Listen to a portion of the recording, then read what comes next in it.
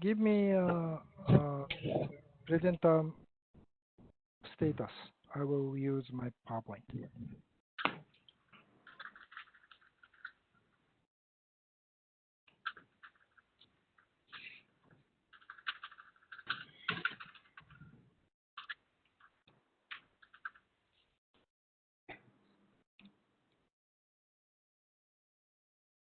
Are you ready?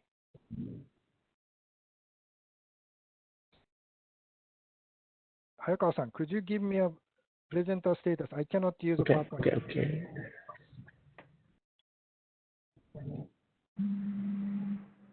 Okay, now we will start. Thank you. Thank you for your patience. Now we like to start. Could you record this webinar, Hayakawa-san? Hi. Okay. Okay. So thank you for joining us today. I apologize for the delay of this start. We like to talk about COVID-19 and international education. This is the final session of the webinar series. We conducted 7 consecutive seminars, and we've been talking about how we can recover from the damage. So today we have 3 speakers, and mainly talking about how we can offer the alternative international education programs for our students. That's our main topic for today. So we did number 5, May 27th.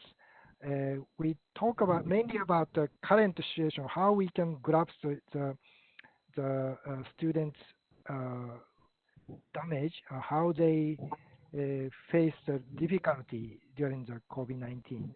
So that was number 5. Number 6, we mainly talking about partnerships. So how we can have a new type of partnerships. So then today the final day of our series. So we have 3 speakers, actually 4.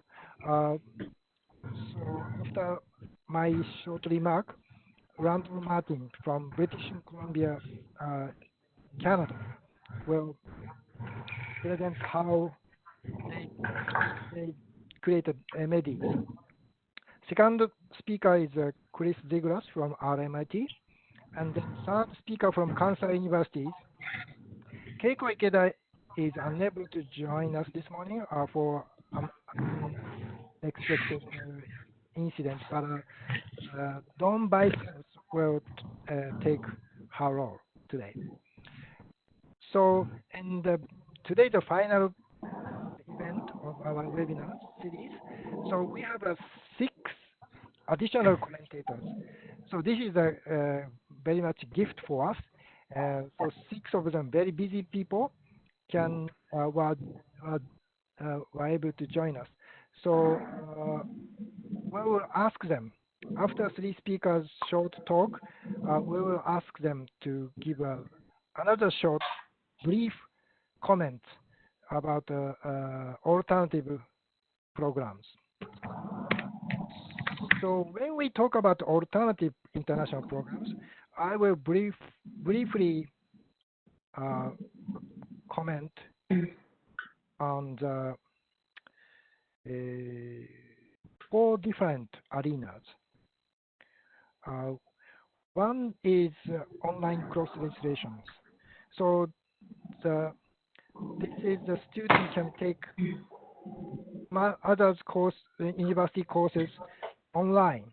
So it's a mutually offered online courses within some group of universities. So that's one idea. It's not nothing new, but many schools already practice cross-registrations programs, but we want to do it online this time.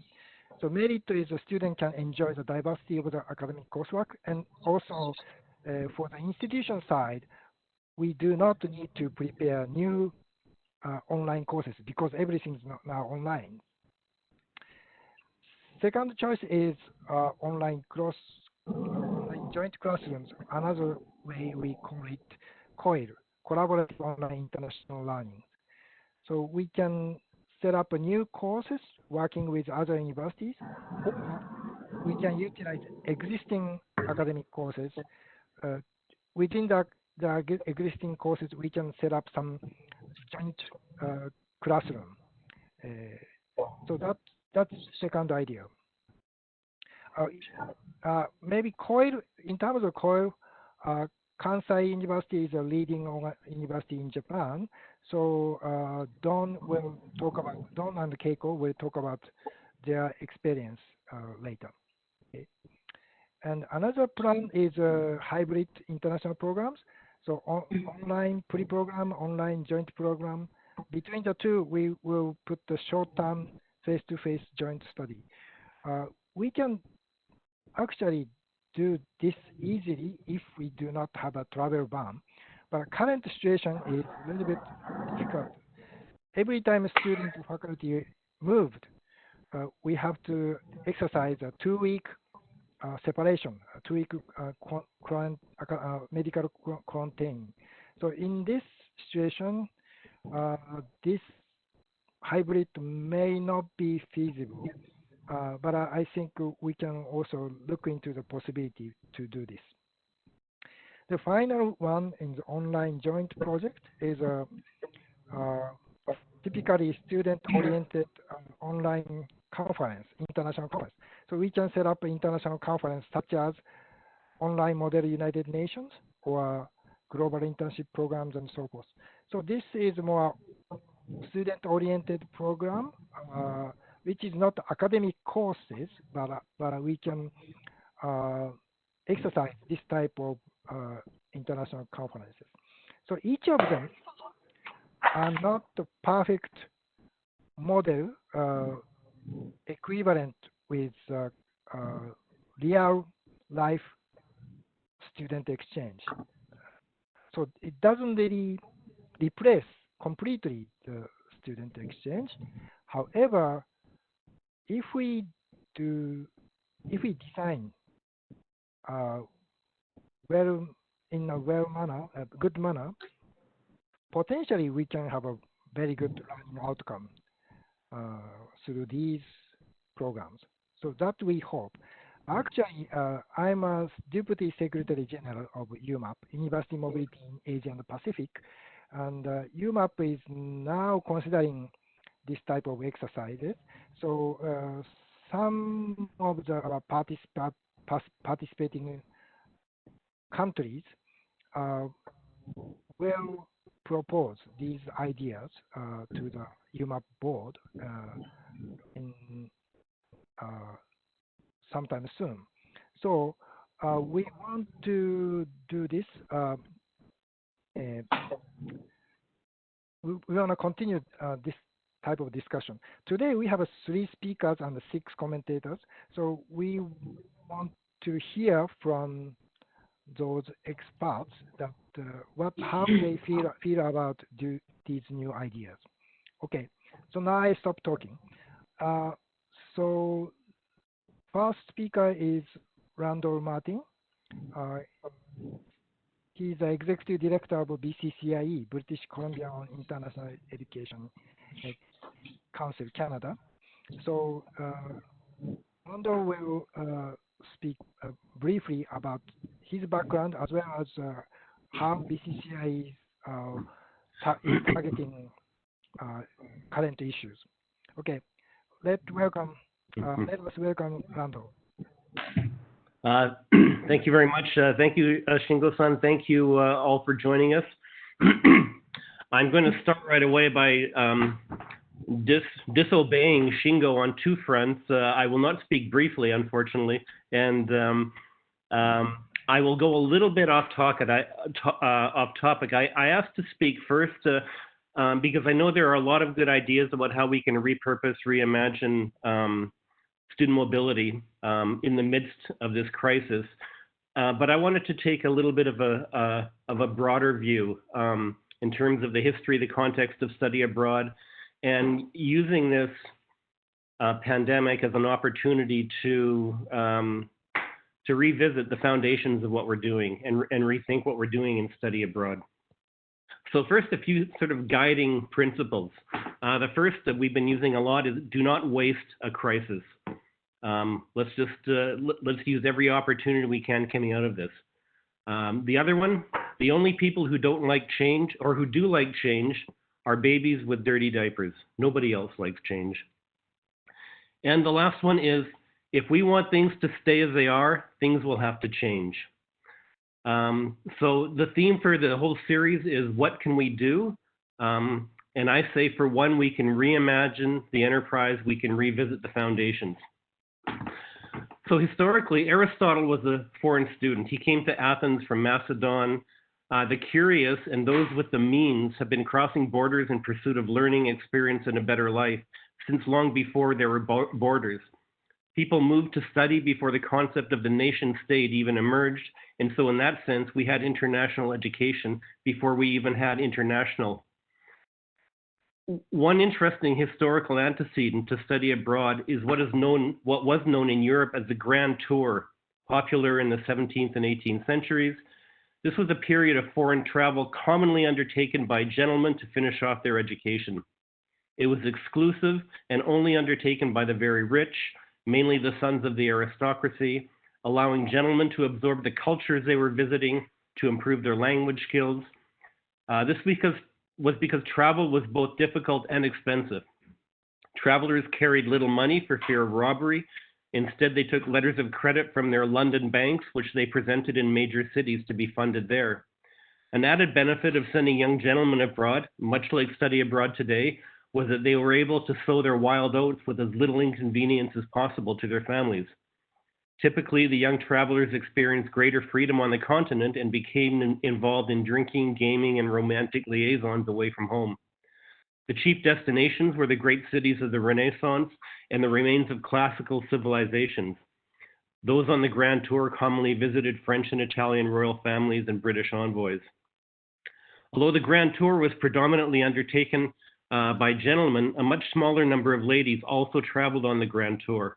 Mostly, however, ladies were more often sent to what was called a finishing school, a school for young women that focuses on teaching social graces, upper-class cultural rights as preparation for entry into society.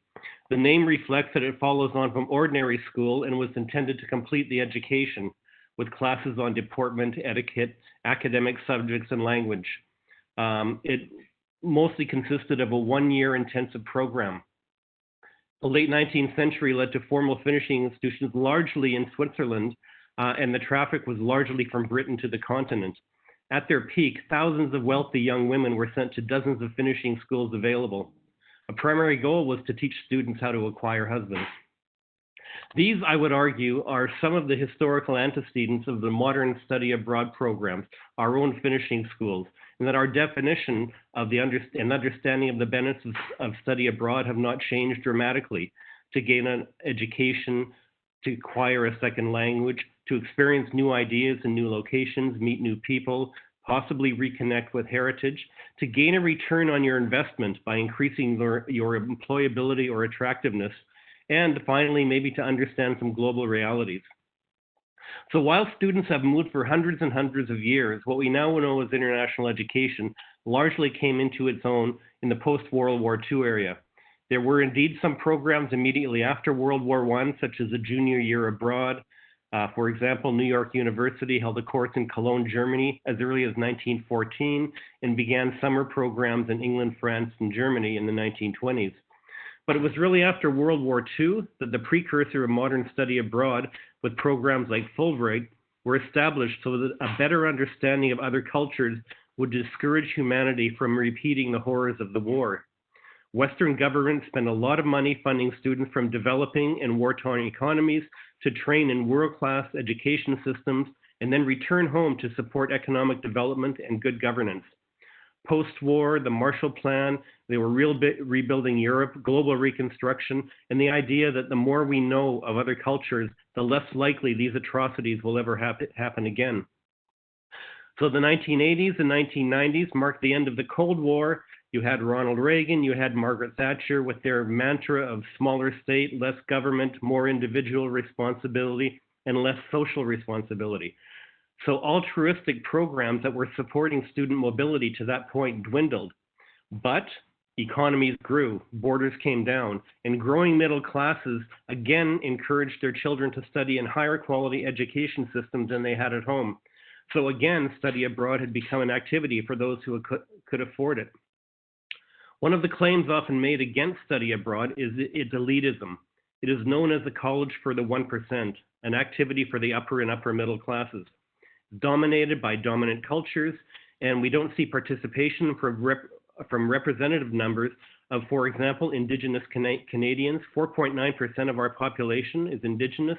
Maori, 16.5% in New Zealand. Aboriginal Australia, 3.3%. We don't see those numbers in terms of our country studying abroad.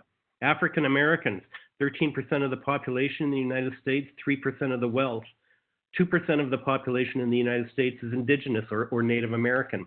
And elsewhere in the world, again, you see dominant cultures engaging. Perhaps this pandemic, this hiatus, is an opportunity to address or redress some of these shortcomings. So despite our narrative of global citizenry and internationalization, we still describe study abroad in terms of individual advantage, of getting a better job, enhancing the resume, having some experiential learning. This is not a bad thing, but the idea of the social good, the post-war ideas of Fulbright, have seemed to become muted.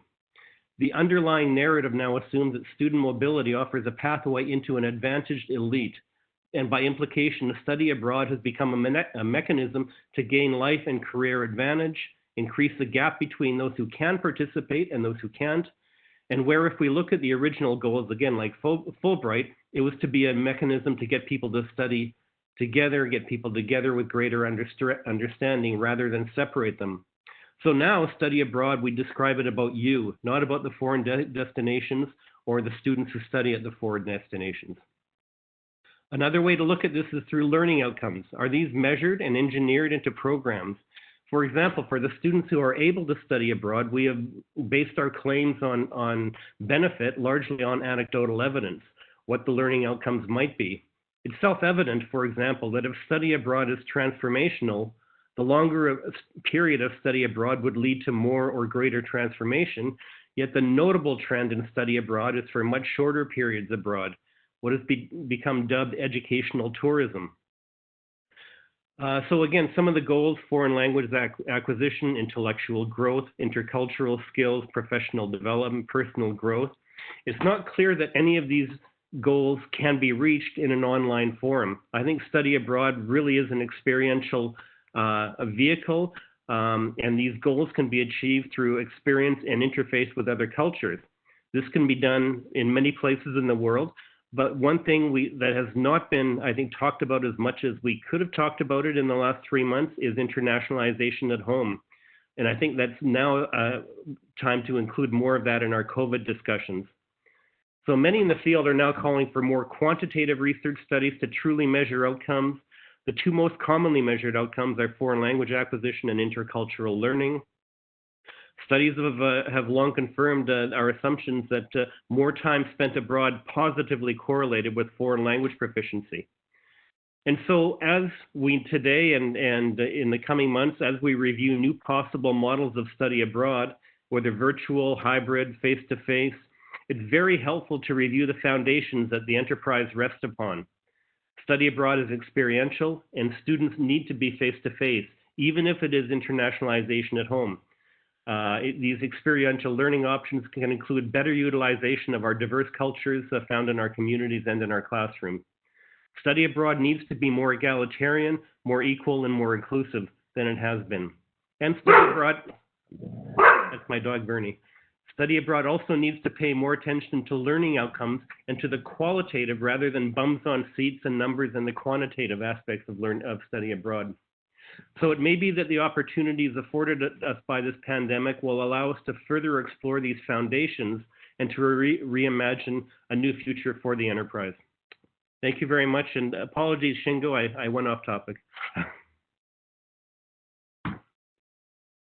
No, not at all. I think actually we will need to be discussed the quality assurance scheme as well as access. And and how we can make up the cultural aspect of the international program. And also, we really need to think of the historical aspect of the international program. Thank you for that. Thank you. Okay. So we will continue speakers. Chris Douglas from RMIT. Chris, could you please? Sure. Okay. Thank you, Shingo. Look, I'm really pleased to be involved in this discussion. It's a really important time just to reassess what we do and how we do it. So I'm based in Melbourne, Australia. So hello from the Southern Hemisphere. We've just had our shortest day of the year. So it's dark here in the middle of the day almost. Look, I teach in global studies at RMIT University here in Melbourne, and I organise mobility. So I'm going to talk about the relationship between teaching practice and internationalisation a bit. I've also been involved with the International Education Association in Australia, and I was president of that association for several years up until recently. Okay, so I think the theme I'm going to focus on is that there's enormous potential that we have for internationalisation of education through the global nature of the internet, and we haven't really done much. We haven't done enough with that. And so but what's interesting now is seeing what's happened with online learning, which in some ways is similar. There's a huge potential for online learning that has been slow to be adopted in the education system. The crisis has forced educators all over the world to very rapidly start using tools which have been there for a while but have been not used very well. And I think the success that we've seen, although it's patchy, sure, the success that we've seen in the adoption of online teaching all over the world, we've got to think about how we tap into that and how we do something similar in the internationalisation of education. Because once you move into online engagement, it's very easy to internationalise what you do comparatively. And so I'm going to talk really about that thing. Because for young people and the people who we teach, their digital engagement, the social engagement through digital platforms is way more internationalised already than their education. So the use of technology in education is lagging very far behind popular culture, right? And so it's not our students that we have to convince, it's our teaching staff, overwhelmingly. We have to help to lift their engagement in this space. And the students, I think, will really appreciate that. So we've got a very willing, receptive audience in our students for doing these sorts of things. And so, look, on mobility, sure, the COVID crisis now has stopped everything, clearly. But even without the COVID crisis happening, we were still in trouble with mobility, I would argue, for a couple of reasons. One, on the political right, the rise of nationalism around the world was putting pressure on funding support for mobility, making visas more difficult to get. It was putting pressure on universities to focus on domestic education, domestic students, and so on, all over the world. And that was starting to have some impact, I think, even before this crisis. Very differently in different places, of course. So that's coming from the political right, I would say. From the political left, there's been the concern about climate change, which became very pronounced in the second half of last year. And particularly for student mobility, the flight shame movement, right? The anxiety that young people feel about burning tons of carbon by flying around the world for fleeting visits. And there was, I think, in a number of universities in different countries, there was pressure by student groups, student organisations, putting pressure on the universities to cut their carbon emissions and cut their travel budgets and travel-related carbon emissions. Now, that's not going to go away. That pressure is going to get more intensive over time. Once COVID stops, that will return. And the international education sector started to respond to that. And a really promising development, I think, is the Climate Action Network for International Educators, the CANIE. And they held their first sort of global webinars maybe last month to talk about how institutions are responding strategically to this concern amongst our students. And we have to be on the front foot. We have to explain how we do mobility in a way that's going to address those environmental concerns. It's not easy at all, but you can see that with COVID and that flight shame movement and nationalism, it's going to be a long time until things return to normal. And if they do return to normal, I think, and on top of that, there's the financial challenges which are now confronting both governments and universities all over the world. Governments have spent very, very quickly to try to limit the damage from the pandemic, and now they're going to need to cut spending in order to reduce that debt. And so we're going to be under pressure. I think funding for the nice optional extras in the education system, like mobility, which is not essential, but it's nice to have. Mobility funding, I think, is going to be really problematic in lots of places in the next few years until we get through this. And I think the financial recovery will take clearly a couple of years. So I think while my institution and most others have temporarily paused mobility, hoping that once borders open and there's a vaccine or something, we can just start up again. I think it's going to be very unlikely that when we start up, I think it's going to take several years to get back to the volumes of mobility that we're used to. So it's important to think through how to do things very differently and how to do what we've wanted to do without students moving. And it's quite a challenge for us. But look, to echo some of Randall's thoughts, I think we have been a little bit lazy in the past, though, and lazy in the belief that just by sending students to another place, they will learn a whole lot of things automatically. And so we have a lot of, and it seems to me that there's three fundamental things that we've been trying to teach through mobility. And we need to go back to those core principles and work out what is it that we're trying to achieve and how do we do those things without mobility.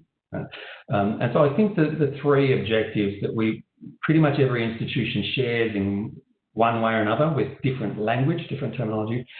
Firstly, we want to promote global awareness, global citizenship, global consciousness, and so on. And that may be at a political level, a sense of responsibility, global humanism, something like that, the importance of global governance to solve shared problems, that sort of thing.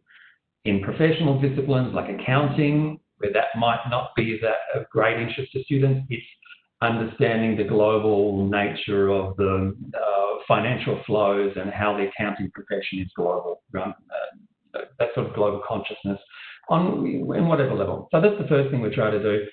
The second is intercultural engagement, engaging with people of cultural difference. And similarly, we tend to assume that putting people on a plane will do that automatically.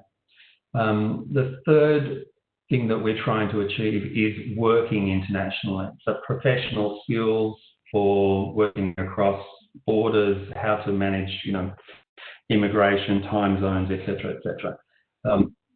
And clearly culture is part of that, but there's much more than just cultural differences.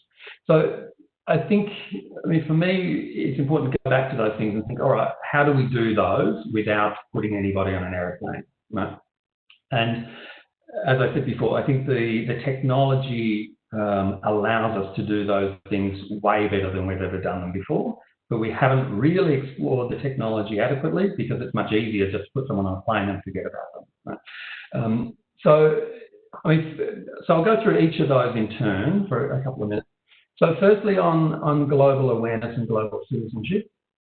So universities have always taught about the world, and in many ways our curriculum has always been internationalised or universalised in some way. And but it's getting much easier to do that because of the huge volume of digital resources now that we have access to. Right?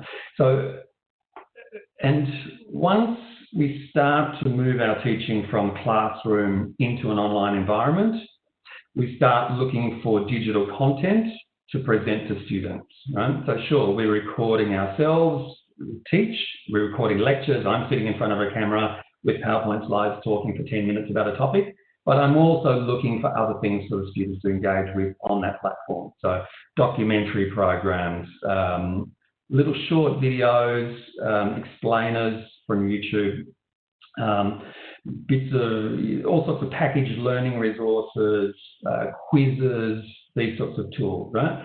And the volume of those sorts of digital resources is exploding, right?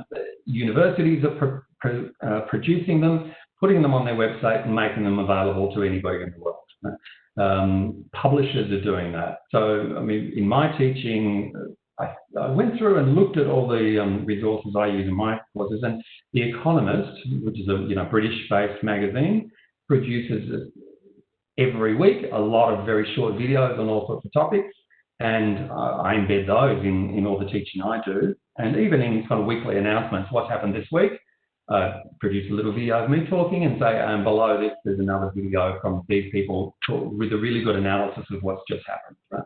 And so there's many ways that we can draw on those digital resources. And many institutions now, I think, in order to try and package and present this sort of global engagement, using the UN Sustainable Development Goals as a way to present and categorise and articulate the importance of those sorts of global challenges. And I think that's, I mean, the Sustainable Development Goals have been taken up by universities in a way that I haven't seen. It didn't happen with the Millennium Development Goals before that. It hasn't really happened with any other global statements of priorities. Right? But it provides a really useful way in. And I think, I mean, if you look around, there's lots of universities that are quite advanced in trying to present to students a comprehensive engagement with those. And look, it's much easier to do that sort of engagement and to bring in those resources if you're teaching in teaching students to solve problems and to engage with materials and to develop their research skills and so on. So as we see the shift from a traditional kind of sort of content delivery model towards a kind of problem-based learning, project-based learning, it's much easier to start to present students with global or international or intercultural problems, which then they need to find the resources to solve and engage with. Once they start looking on the web for resources, they realise there's actually way too much, and their challenge is how to sift through that material.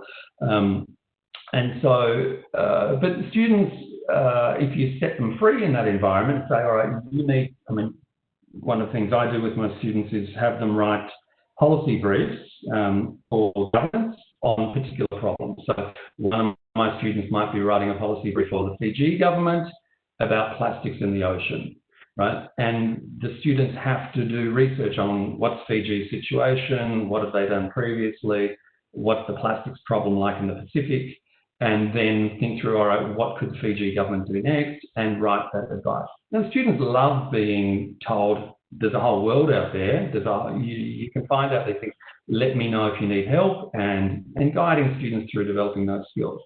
But I think that's starting to happen quite a lot, that we're setting students free online to use those resources. Now, while we can't move students, we can start to get them back together on campus, and there's lots of tried and tested models for doing sort of global awareness raising and dealing with global challenges on campuses. And in my university at RMIT, we've run these big workshops, which typically are a one-day workshop or a whole day with external facilitators and our partners from industry, which might be a non-government organisation, a multinational, a media company, something, and the students, and involving hundreds of students at a time, usually on a Saturday, because then everybody's free, there's nothing being taught. And the students are working in groups during the day on these sorts of topics. And those activities have been organised by our mobility office, right? Which is quite unusual for the mobility office to be organising things at home, but it kind of works okay because it's outside of the curriculum. It's open to students from across the institution at any level. It's not for credit, but the students are getting certificates or badges or something like that for those activities, and they're very popular. But it's a way of bringing external partners into the institution, having the students focus on something bigger than the here and now, and those things are working very well, I think. Okay, so that's on global awareness and global citizenship. If we move on to the second topic, and I'll be quick, I apologise, on intercultural engagement, again, there's been this equation between borders and cultures, as if we have one culture in our country. In order to see another culture, we have to go to another country, right?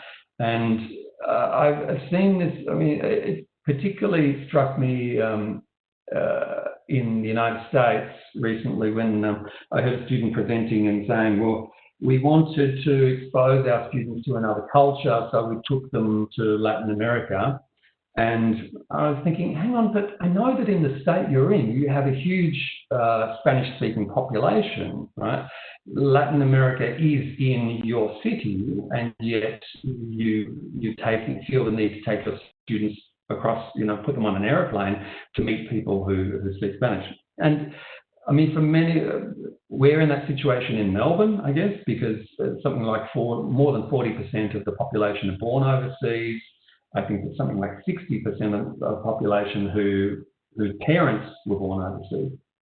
And so we have a huge intercultural opportunities within our campuses and within our classrooms to start teaching those things. I know that that's not the case everywhere, but it's worth thinking about the cultural diversity within our society and how we start to engage students across cultural diversity locally, how we do that.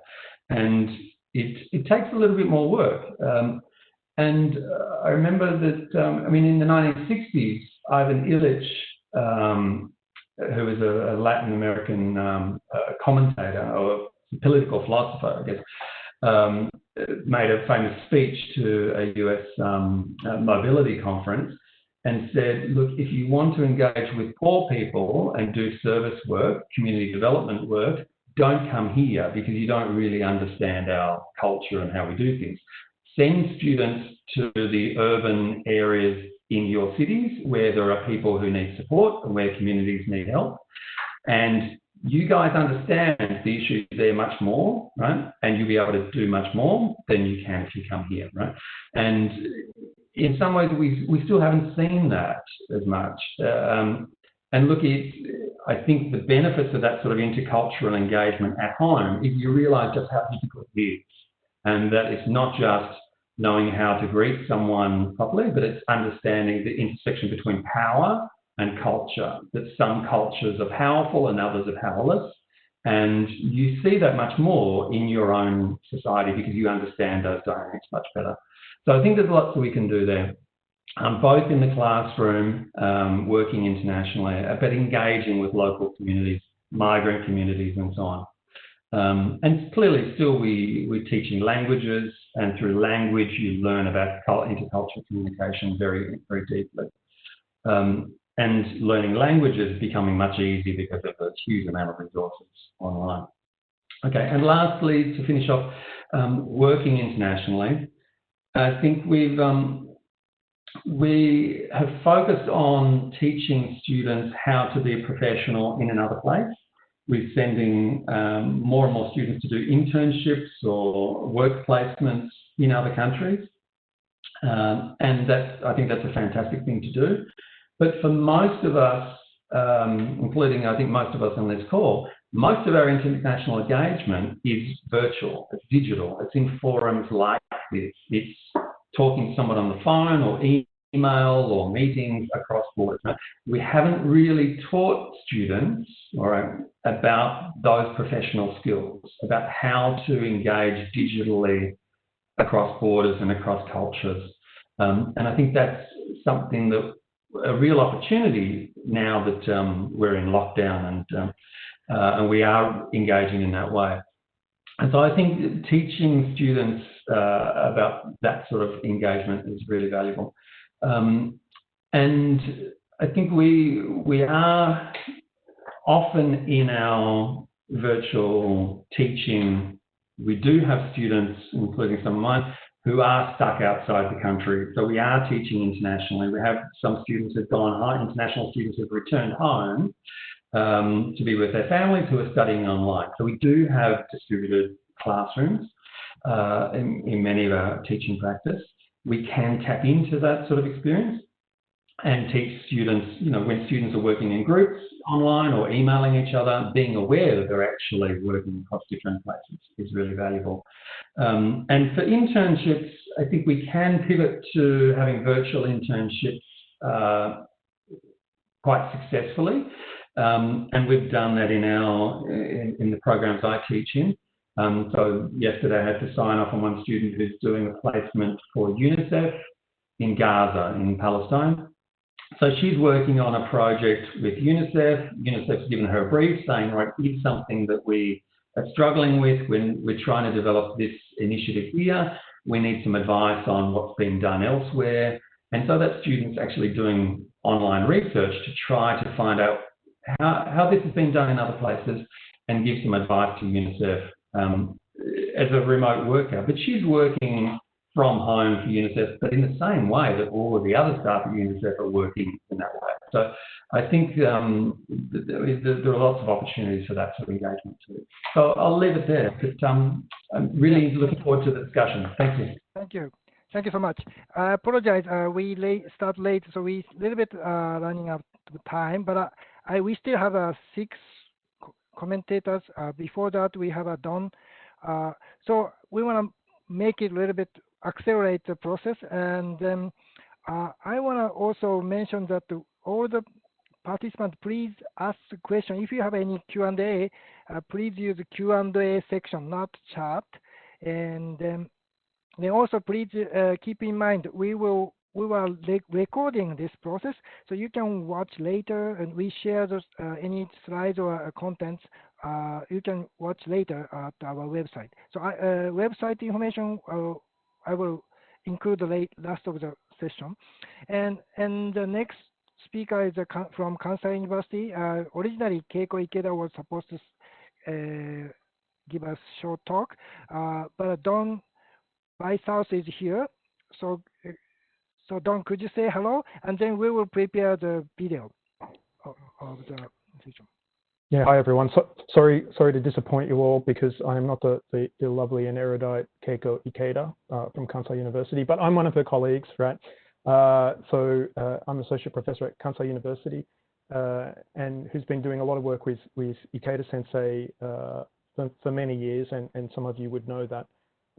And she asked me, I think last night, she said, would I be able to fill in for her today? And I said, well, as long as, because as soon as I have to finish this, I've got to go and run a whole bunch of courses. So we have the presentation that she had already made. It's about 8 to 9 minutes long. So Shingo is going to play that for everybody. Okay. So, but I'm here. If you have any questions later on about the presentation, I can hopefully answer those. Thank you.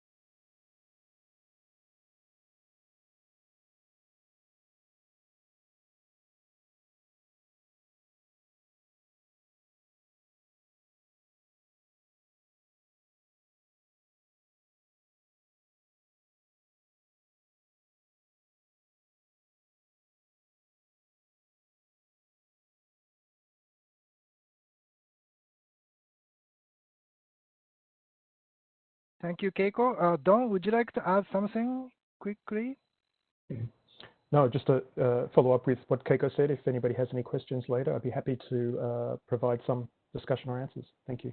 Yeah, I think it's a challenging moment for us to deal with the question, but the presenters here, many of them experienced online learning, but particularly Don and Keiko had extensive COIL project experience. So we like to ask some questions, but we are running out of time. So we have still, before we answer the questions, we have about 4 questions.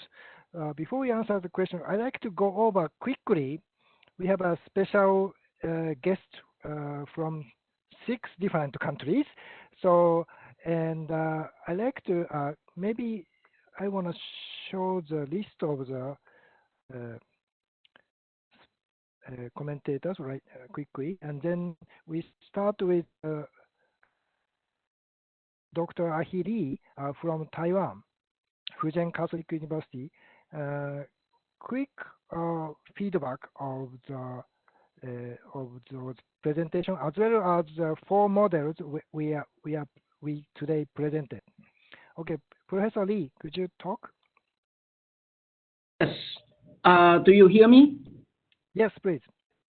Okay. Thank you, Shingo. Thank you for inviting me to make comments on this virtual conference. And well, I want to say that as soon as I hear Professor Martin mention that, talk about the history of this international exchanges in education, and I feel that we are on the right track because the international exchanges really bring a lot of goodness to the people involved. But the only problem is the cost of the exchanges, as Randall just correctly pointed out that in the long time ago, it only belonged to a group of more resourceful people. As I work in this area for a few years, and over the years, I also observed the fact that most of the students that we serve are the more resourceful students, and international exchanges certainly brings a lot of goodness to the people who are involved. But unfortunately, we only have a small group of people who can share these benefits. Now that we have the pandemic, and we are forced to go virtual for exchanges. And then I found that, from the presentation of Shingo, that most of the methodology that he proposed were actually very, very low cost. So what that means is that if we can do it, then we can bring the benefits of the international exchanges to most of the students that we teach.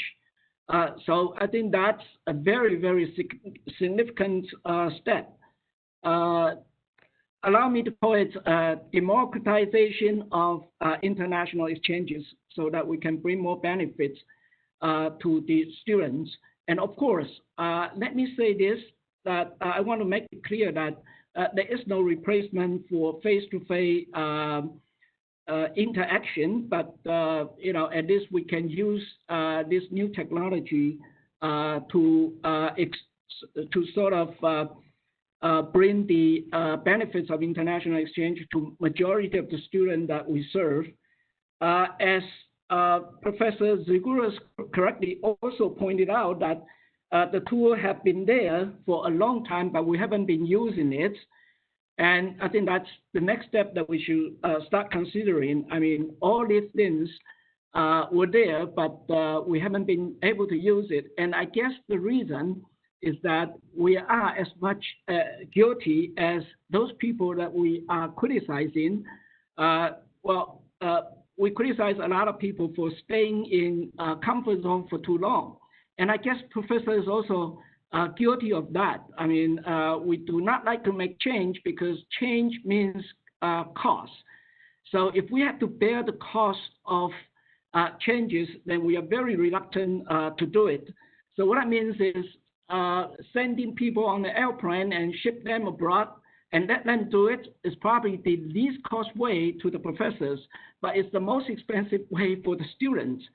So I would believe that in order to make it happen, the universities, the higher education system will have to provide a lot of technical assistance to the professors so they are willing to undergo this kind of changes. And I'll start my comments at this point. Thank you. Thank you so much, Dr. Lee. Dr. Lee is representing UMAP Taiwan, and we are very, very fortunate having him in this session. We are not only talking about the UMAP today, but I think UMAP is one of the examples where we can develop online collaborations as a platform. So that's why we bring in many UMAP-related commentators today. Okay, next person also representing UMAP Australia, and Dr. Seth Kuning, Deputy Vice Chancellor, International, Carleton University. Dr. Kuning, please. Thank you very much. As you can see, I have a background, and I chose it specifically for this conversation because actually that background is in Tokyo. So in a certain sense, I'm virtually speaking to you from Tokyo in spite of the fact I'm speaking to you from Perth. I think there's quite a few things that I really was excited about in hearing the conversation. I mean, particularly the view of looking at the multicultural nature of our own societies and really needing to think about when we look at cultural competence and cultural engagement that very often some key issues and problems in that space actually are in our own communities, and therefore we need our students to be engaging with that. I think that that's a really important point, but also to some degree a little bit different from the kind of intercultural engagement that one gets when engaging with a totally different cultural context and the kind of culture shock. I'm an anthropologist, so that's a major issue for us that one gets when moving into a space that is entirely unfamiliar. And I think that there is a value in that, though I'm not diminishing the fact that actually if I moved into various parts of not so much Perth, but if I was in New York, certainly different neighborhoods in Perth. In New York, I certainly would have wide range of different culture shock. So I think that that's a really important point and one that we shouldn't lose in this conversation. But there is also a key issue of engaging with different countries and getting our students to be aware of a global nature of experience that one doesn't get when one's looking so much at one's own society, even the multicultural nature of our own society. So I think there is a huge value, and certainly Australia has benefited in the original Colombo plan from people coming into Australia and bringing different ideas and then going back to their own communities. And we continue to benefit in the new Colombo plan from students doing the same kind of activity. So we need, in looking at virtual and types of mobility, to look at how we can bring all of these ideas together. And what is fundamental for me is bringing together students into a common location, but not losing the fact of different cultures of thinking, different cultures of education, different cultures of experiencing. And when we do joint classrooms, when we do different kinds of mobility, sometimes if you bring students all together, you can homogenize the experience rather than diversify the experience. And I think in looking at all of the four models that Shingo raised at the beginning, each one of them is, I think, an excellent model and one that I would want to do even if there was no COVID-19, because I think that they have great value into the future of what our students can experience. But I really want to maintain the experience of difference, the experience of challenge, the experience of finding a new way of thinking and a new way of being that one gets in bringing classrooms together. Curtin University has 4 international campuses and quite a lot of international students in our campus here. And we do quite a lot of these kinds of activities already, but very often that's still within the framework of an Australian form of education. And I think we need really to look at challenging that notion of our own way of thinking, our own way of educating by interacting and getting our students to interact with colleagues from abroad. But I think all of the speakers really were excellent and raised really fantastic issues, some of which I had never considered in looking at this space. So thank you all very much. Dr. Kuni, thank you so much. Quick question. Do you think New Colombo plan support virtual exchange or virtual mobility? I think it will be a really interesting question to see whether the government will go down that route. I would tend to doubt it, as they are looking at more and more constrained budgets. But certainly Curtin University, in terms of its own investment, I think we will certainly be looking to support this alongside traditional modes of mobility into the future, and maybe as part of any mobility experience, because one of the issues that I think one of the speakers mentioned is very often now mobility is very short and students only go for a couple of weeks. And if we have the more blended model that you raised, at the beginning of the discussion, actually we can transform the kinds of mobility we were doing already into much better and richer experiences, so that when students actually go to the country, that, if they do, they actually will get a lot more than just a brief taste and, carbon issues. Okay, thank you so much. Actually, we are currently advocating virtual mobility or virtual exchange because it's relatively low risk and low cost. So it's reflecting the economical situation that we may not have sufficient support from the government, or even parents may have some difficulty to support their students to support their children go study abroad longer period. Okay, thank you so much. I will move on to the next speaker, our next commentator, Lee Steinberg from Western Washington University in Seattle. Good evening, everyone, or I guess good morning in some cases, good day. My name is Lee Sternberger, and I'm the Executive Director of the Institute for Global Engagement at Western Washington University. So I'll just be quick about this. I know there are more commentators to come. First of all, Shinga, I want to thank you for organizing this event and all the series of webinars you've supported, and also to our speakers, Chris and Randall and Don. Hey, and Don, I think you're erudite and lovely. I just want to make a few brief points that are maybe along the lines of some of what you said, and some are maybe a little bit different. First of all, I appreciate the comments from both, I believe in particular, Chris and Randall, about the kinds of things that we're trying to discover, the kinds of things we hope to engender in our students through international experiences, whether that is virtual, face-to-face, or some hybrid. And this isn't a value-neutral proposition, right? They're things that we want to see happen. And so I can't emphasize enough, and I'm a clinical psychologist, and so you'll feel some of that, the importance of having really well thought through learning outcomes to truly understand what you wish your students would discover and learn about themselves, and measuring them. So I have been using a measure called the Beliefs, Events, and Values Inventory, which Don is familiar with, as is Keiko. And we look at the very things that Randall and Chris in particular mentioned, things like self-awareness, other awareness, global awareness, your ability to think in gray terms instead of black and white terms, your ability to think in other forms of critical thinking, your ability to engage culturally. And obviously in my country right now, it's almost it's painful to even discuss, between the incompetence of our current president and his response to COVID, and the racial injustices and inequities and violence. I guess I can't stress how important cross-cultural, multicultural, international experiences are right now all around the world.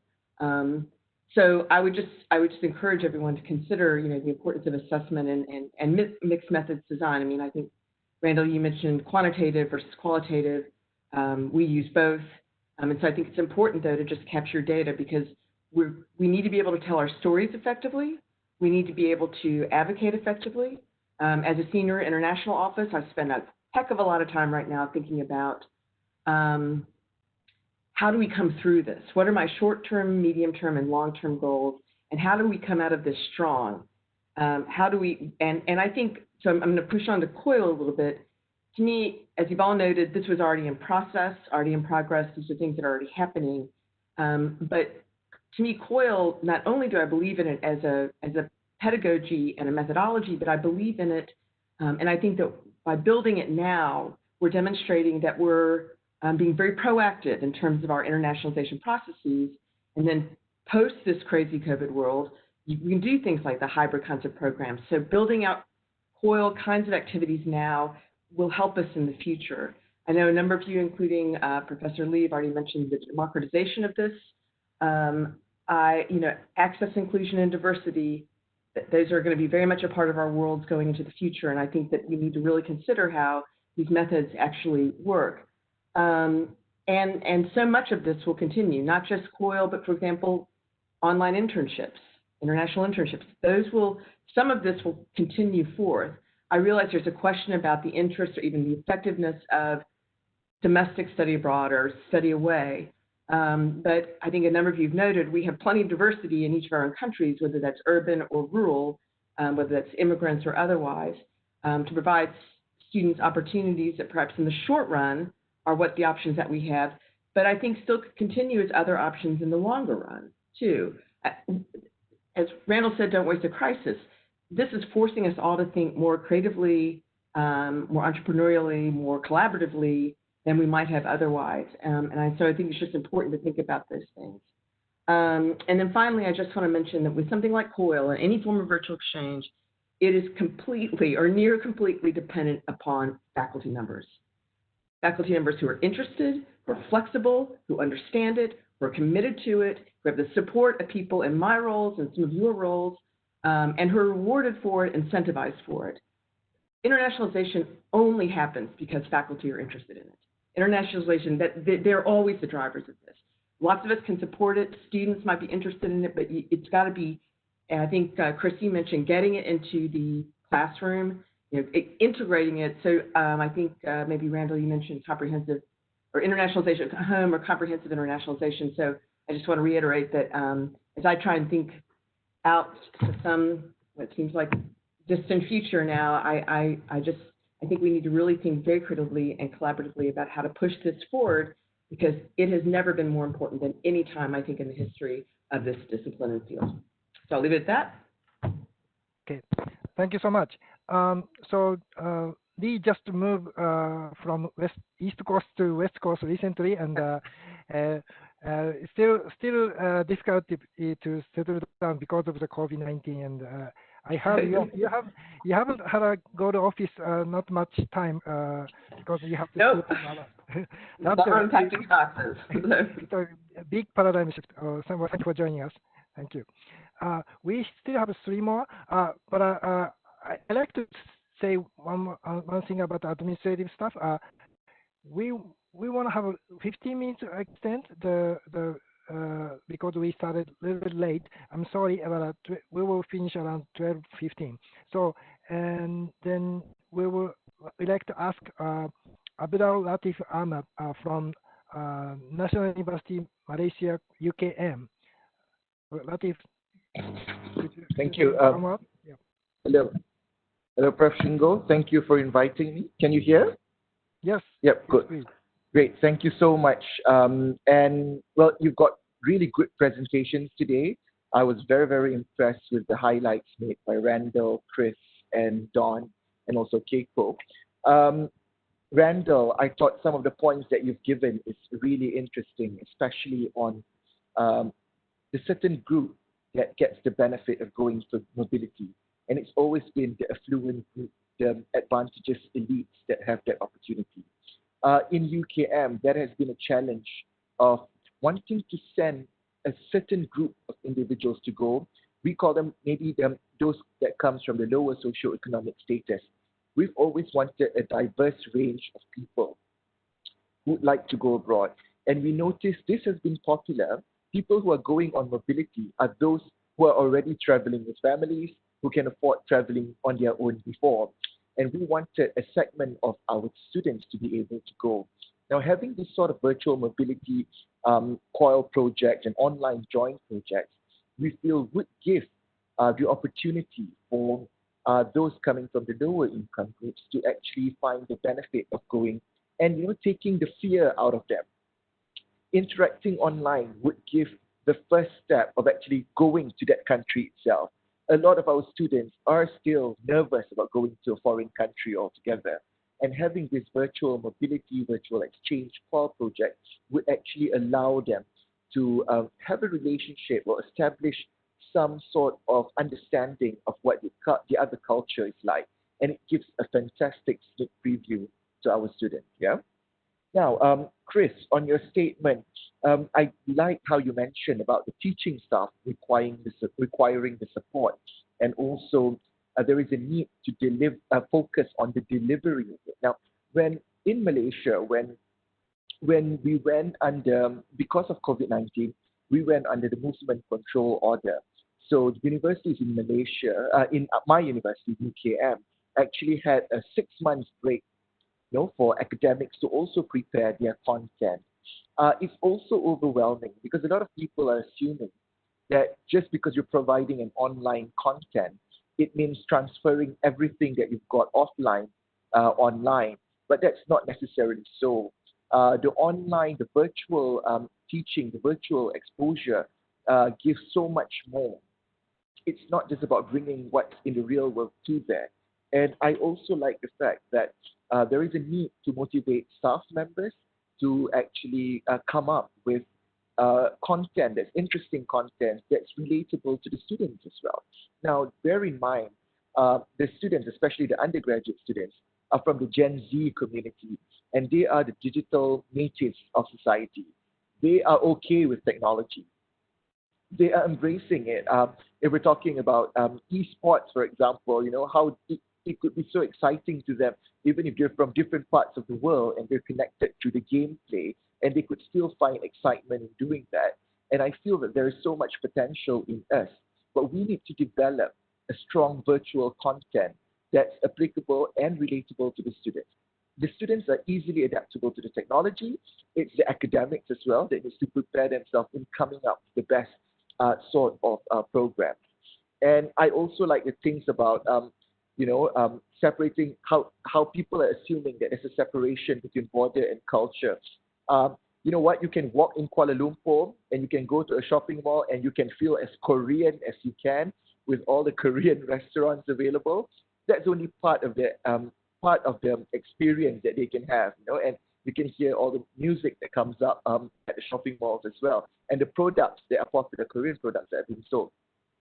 I do believe that there is still a need for that real experiential learning, and I hope that would be able to be to be highlighted later on as well. I've also had the opportunity. I was in a panel with Professor Keiko yesterday under the SHARE program, and she was talking about the COIL project, and it's something that stimulates UKM.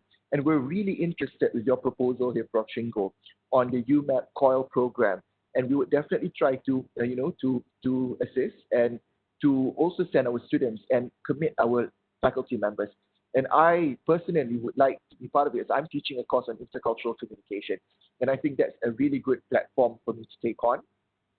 I feel like your online joint project, for example, the Model United Nations, the International Conference for Students, would be a fantastic start to a lot of universities in Asia, in ASEAN countries, to get that kickstart, before going full force into COIL project.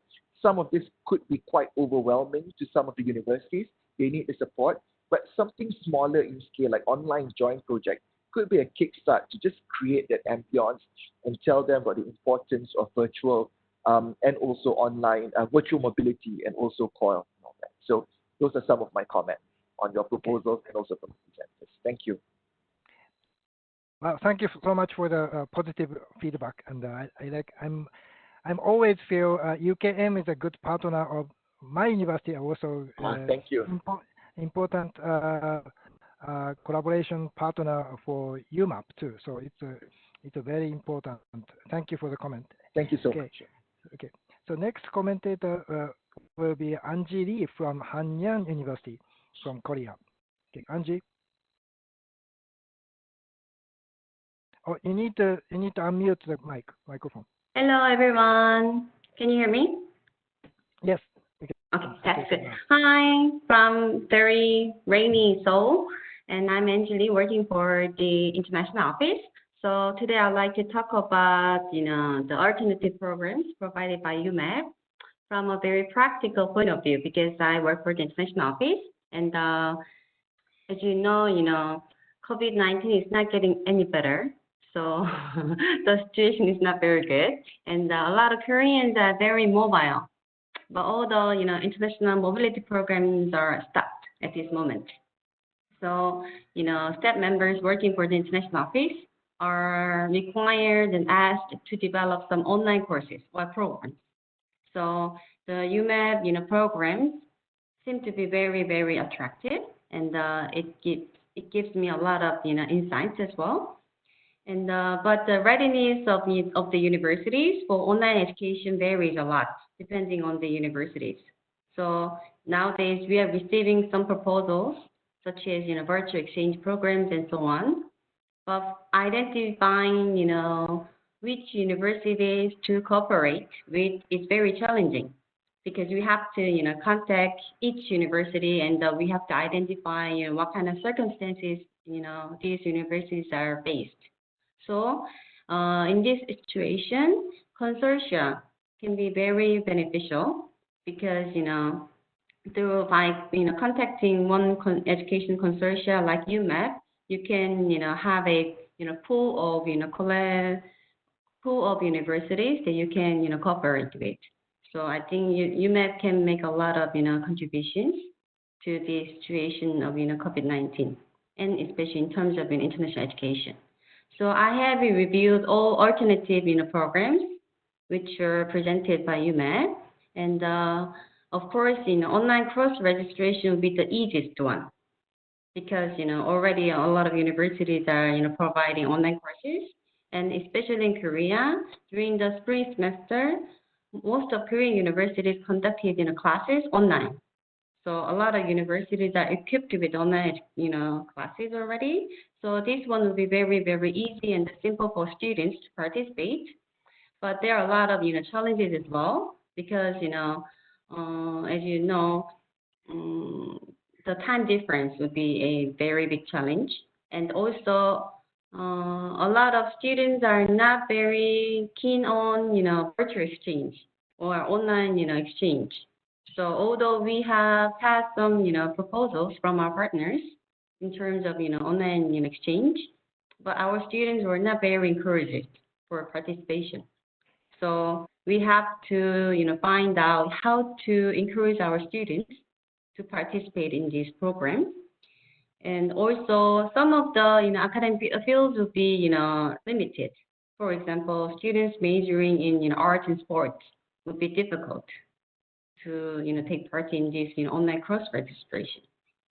And the second one, UMAP COIL program, I think this is a very, very attractive one as well. Especially it offers very special teaching methods, and the quality of education is guaranteed, I believe. And plus, nowadays, especially in Korea, PBL is becoming very popular education. So COIL can be a very trendy educational model, and this will be able to attract some students. But I think for COIL program, we have to have very dedicated faculties, because as a staff member working for the international office, sometimes it could be very challenging to have faculties who are interested in doing this kind of special program, and we need their dedication, because that could, cause extra, workload to these faculties. But still, I believe, COIL can be, expanded a lot. And the third one, hybrid program, I personally like this model the best, because I believe it gives a lot of benefits to students, and it can be the most complicated, option for staff members, because it requires a lot of preparations. But now, personally, I'm, developing some, short-term programs, online summer school and winter school. But this hybrid program would be most ideal, because students can have, pre-learning before coming to or traveling, and they can, understand the principal lessons and raise their academic understanding by taking some online classes. And then they can travel, and then they can have very, actual, hands-on experiences by, doing some field trips or, hands-on workshops and so on. And after that, by taking the post, online session, students can wrap up their learning. So I think it's a very good package for the students. So this model is very, very ideal and beneficial for the students. But as you can imagine, this program can be done when the, COVID-19 gets settled a bit, when, international travel is allowed. So we will have to wait a little bit. But I believe, this one will be very, popular among students. And the last one, UMail Online Student Conference. I think this, type of program can be another appealing program, because it brings a lot of, unique learning experience for students, because students coming from all over around the world can, mingle together, even though it's online, but they can, present their different views and experiences and so on. So I think that could be a very good immersion for the students. But, because nowadays there are so many options, similar programs. So promoting this program among students and the recruiting participants could be a bit challenging, because students wouldn't be able to understand, the specialty or differentiation of this program. So, we will have to find a way how to promote it and how to differentiate this activity from other competing, programs. But, still, it be something, unique and interesting for the students. So these were, my brief comments Thank you for so the much. programs. Okay. Okay, thank you for having me. Thank you. I think, yeah, I agree with it. Even though online program, we still have to compete each other for some in certain extent, and then you have to provide you have to be more quality conscious for the program. Okay, so finally, final commentator is Lily from Commission of Higher Education Philippines. So Lily Mira, could you talk? Thank you, Professor Shingo.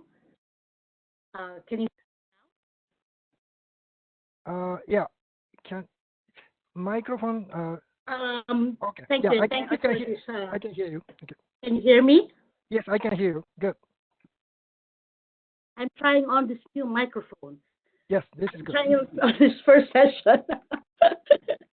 Okay. So thank you for me here and for waiting. And that I am set to be a reactor in this session. And I think I will see the support of the Philippine universities have been in every session of this webinar series. For the Philippines, when the COVID was when there was a national public health emergency crisis declared, our minister, J. Prosper Rivera III, immediately said, learning must continue, quarantine or not. And he emphasized that this is not just the responsibility of government nor of the universities, but the responsibility of everybody. So that's why we had to recalibrate immediately. This year would have been the banner year for Philippine higher education's internationalization. We were set to have the biggest budget for the so many years of existence, and we were really set to do a lot of our engagements with the partners, with the mobility scholarships. But then COVID happened, so we had to recalibrate, to revise, and to rewire. And the sad thing also about that was that again, internationalization was challenged because they said, why would we continue with internationalization when there is no more mobility? And it was being relegated again to a non-essential service. But for us advocates, we know that at this point, during this crisis, global partnerships is in fact more important, more than ever, because it is by coming collectively together that we can overcome these global issues. And thankfully also for the Ministry, for the Commission on Higher Education, we continue to be supported. So that's why the budgets for the partnerships with Fulbright, British Council, and the Canada Associations have been still pushed through. And of course, Australia, we have something coming up also for Australia and for ASEAN. And soon, hopefully, Professor Shingo, when we get these programs for UMAP, we can also harness support from the Commission on Higher Education. All the programs that you mentioned, cross-enrollment, virtual internship, COIL, problem-based learning, will all augur well for three major programs that we have this year for the commission. And thank you, Professor Sigras, also for reminding us that it is not just about international but intercultural. With the vast majority of islands in the Philippines, indigenous peoples, languages, there is so much that we can also learn to develop this intercultural competency. So we have three major projects in the Philippines. We call it the first one is we call Innovation Laboratory for Global and Digital Citizenship. And for this, we have supported 10 public universities to come together and through mutual agreement to conduct collaborative activities like student exchange, immersion internship, curriculum development. But now, because of the changes, there will be online seminars, co-hosting of academic meetings, joint research activities, etc. But this platform for global and digital citizenship is being headed by the international relations officers who constantly communicate and plan for these collaborative activities, including the collaborative online international learning and the virtual internships. And Professor Shingo, they are all UMAP members. That is the beauty of it. There's already a set of universities that are ready to do this program. The program on an innovation lab leverages each participating state university's respective international partnerships to enhance or develop institutional reputation and internationalization efforts in research, extension, and instruction of the universities in the consortium. Some of the members in the consortium are in Mindanao. Some of the universities that probably, when mobility was here, there could be fewer mobility for students and or even professors for them. That's why we really thought of this program for these universities that wherein mobility may be difficult for them, but they cannot be left out in terms of the benefits of developing internationalization, global citizenship, digital citizenship. So this is a good platform that we can start our programs for the UMAP. And remember, I had that recommendation also for UMAP on the creative camp. The physical campaign that happened, but I think more than ever, the creative camp can be realized. The creative camp is meant for those disciplines or programs that are in the creative fields. And we're still talking with one here, wherein we can hope that we can work this out with Professor Wayu. we are also now creating what we call the community of practice for CHED's Global Collective. For COVID, when this thing happened, we were so happy that everybody really, our international partners came to they came to us and they really shared their expertise. Of course, Professor Shingo from the ASEAN Leaders Program, and we started this series of webinars. But the materials are all over. So we said that we have to put it together so that our international directors and advocates and our faculty and staff, can see these resources in one site.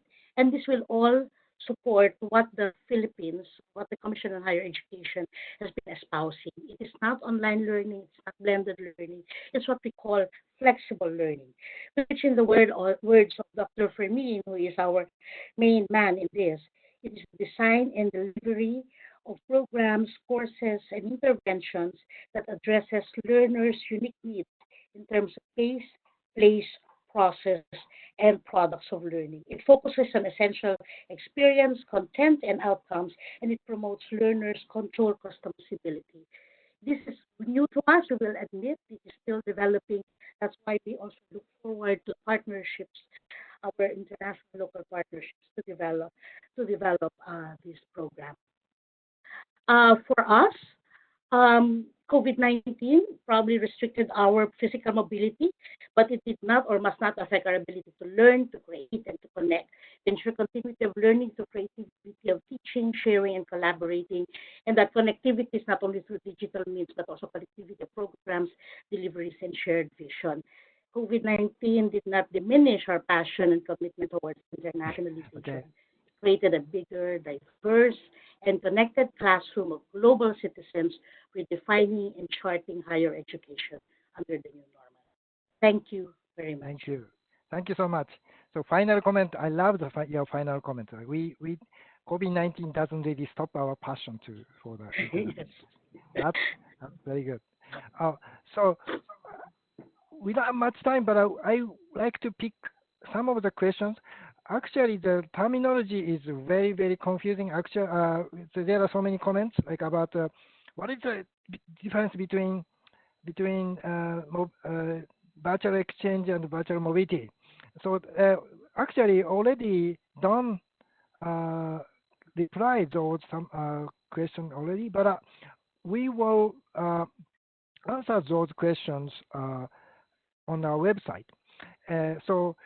Also, there is one question, it's Hiroshi Ota, that do you think online and virtual learning and exchange promote or enhance regional collaboration among institutions, faculty, and students, considering the time zone differences? So, who would answer those questions? Maybe Randall or Chris?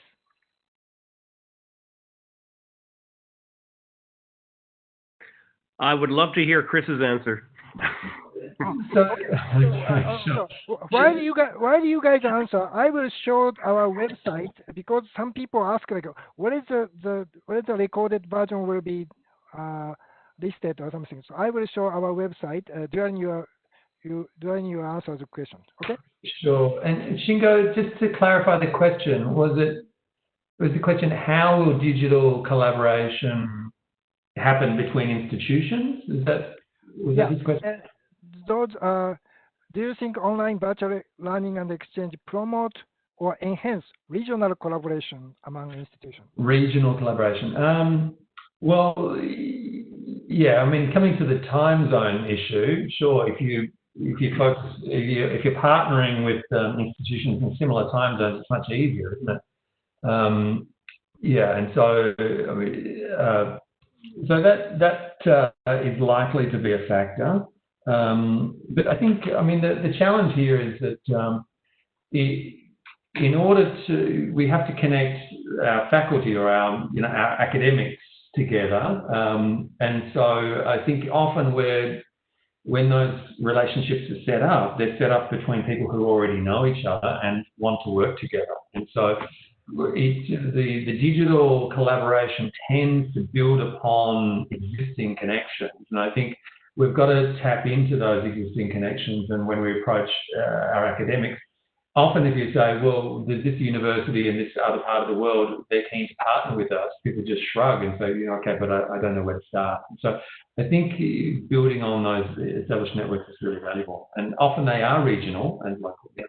Yeah, and and I might add, I think this is just reinforcing trends that we're already seeing in terms of regional student mobility, as well as regional, in terms of student study abroad mobility, but also in terms of fee-paying student mobility, where you're seeing more students stay within Asia, within Europe, within regions, rather than all having to go to 5 English-speaking countries all over the world. So I think, again, as many people are saying, this pandemic is not necessarily fundamentally changing everything, but in fact accelerating existing trends in many ways.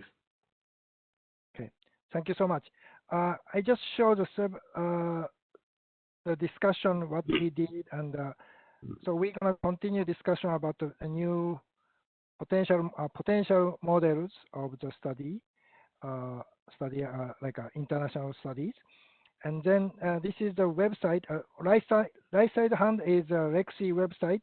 So the PowerPoint or resource and video all also recorded version of this session will be posted on this website, Lexi website.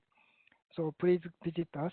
And then so also some of the questions we could not answer already. Also Don already answered some of the questions. So we will put all the Q&A section on the website as well. And then finally, we have a September seminar, like a Summer Institute of International Education Japan, SIIEJ 2020, will be held September 2nd to 4th. This is going to be a hybrid conference. So first day is a hybrid, completely hybrid, on-site and online. Third and fourth workshop and sessions are conducted online. So please join our website as well. So registration started originally supposed to start tomorrow, but may be difficult to open tomorrow. So, but at latest July 1st, we will start registration. So please join us. Okay. Well, time is limited. I'm sorry, I have to say this is the end of the session. But thank you for all the speakers and the commentators, and I really appreciate your time. We will continue discussion at our meetings and SIIEJ Conference 2020. And we will have a bottom line. We like to promote the quality international program, both online and face-to-face. So continue to work hard. So today I finished. I will close this session with showing a video again. Some of you already tired of looking at the video, but this is last year's SIIEJ conference. Angie actually gave a talk during the video, on the video. Okay, so we will finish the session by showing the video. Again, thank you so much for your contribution. Thank you. Thanks, Shinta. Thank you.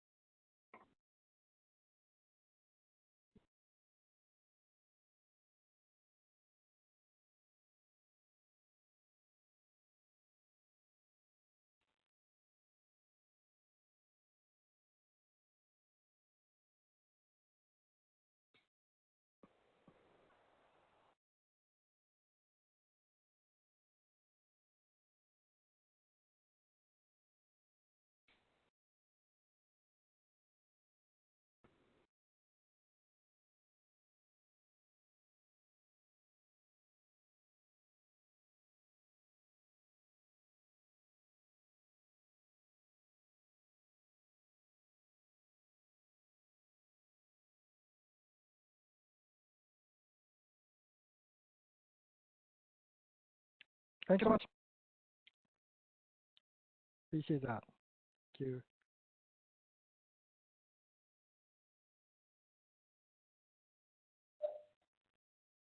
Thanks, Shingo. Thank you. Thank you. Appreciate that. Bye.